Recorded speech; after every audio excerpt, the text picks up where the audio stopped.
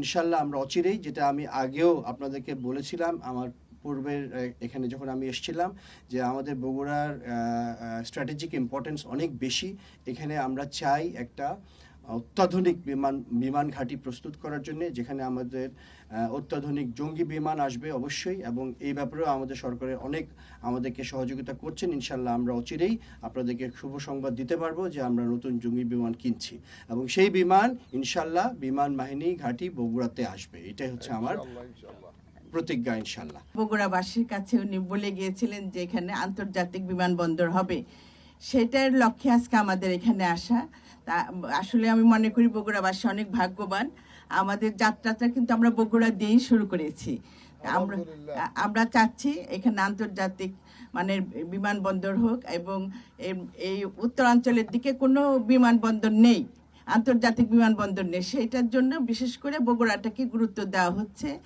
আমরা পাশাপাশি আন্তর্জাতিক বিমানবন্দরের পাশাপাশি আমরা যেটা এখন পরিকল্পনা নিয়েছি যে আমরা একটা ফ্লাইং একাডেমিটা চালাবো, কারণ আমাদের পাইলটের অনেক দরকার।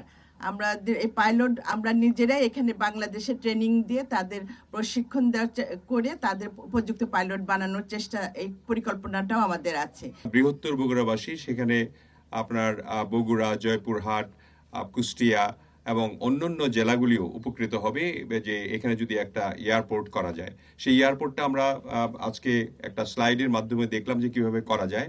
সেটা করলে, ইন্টারন্যাশনাল করলে পরে আমাদের যে যে কাজগুলি করা লাগবে সেই কাজগুলির জন্য আমাদের এলজিআরডি প্রতিমন্ত্রী মহোদয় এবং আমাদের এখানকার যে লোকাল এমপিরা যারা আছেন তারা আমাদেরকে সহযোগিতা করবেন বলে আশ্বস্ত করেছেন। এই জন্য আমরা নিশ্চয়ই তাদের মুখে শুনবো এগুলি।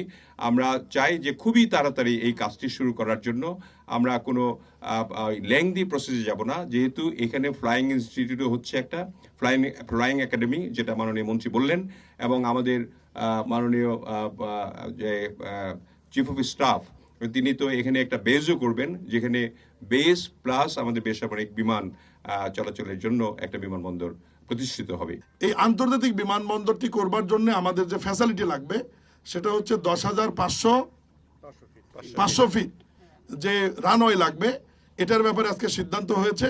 এই ব্যাপারে আমরা ফিজিবিলিটি স্টাডি করে এটা আমরা প্রস্তুত করব, এবং আন্তর্জাতিক বিমান এখানে ওঠানামা করবে, অভ্যন্তরীণ বিমান ওঠানামা করবে এবং কার্গো বিমান ওঠানামা করবে। এই অঞ্চলের মানুষের উৎপাদিত কৃষি পণ্য সহ আমাদের বগুড়া যে লাইটিং ইঞ্জিনিয়ারিং আছে এবং ভারী শিল্প আছে, এই সমস্ত শিল্প যেগুলো মায়ানমার সহ মালয়েশিয়া, দুবাই বিভিন্ন জায়গায় রপ্তানি হচ্ছে, সেগুলো সরাসরি এই বিমানবন্দর থেকে আপনার কার্গো ফ্যাসিলিটির মাধ্যমে, কার্গো বিমানের মাধ্যমে আমরা রপ্তানি করতে পারবো।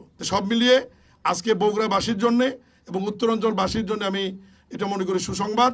আর আমি বগুড়াবাসীর পক্ষ থেকে এবং মাননীয় প্রধানমন্ত্রীর পক্ষ থেকে বিমানমন্ত্রী, প্রতিমন্ত্রী, বিমান বাহিনীর প্রধান, সিভিল এভিয়েশন চেয়ারম্যান, বিমান ও পর্যটন সচিব সহ যারা ঢাকা থেকে এসছেন তাদের প্রতি আন্তরিকভাবে কৃতজ্ঞতা এবং ধন্যবাদ জানাই যে আপনারা উচ্চ পর্যায়ে টিম নিয়ে এসছেন মাননীয় প্রধানমন্ত্রীর প্রতিশ্রুতি বাস্তবায়ন করার জন্য।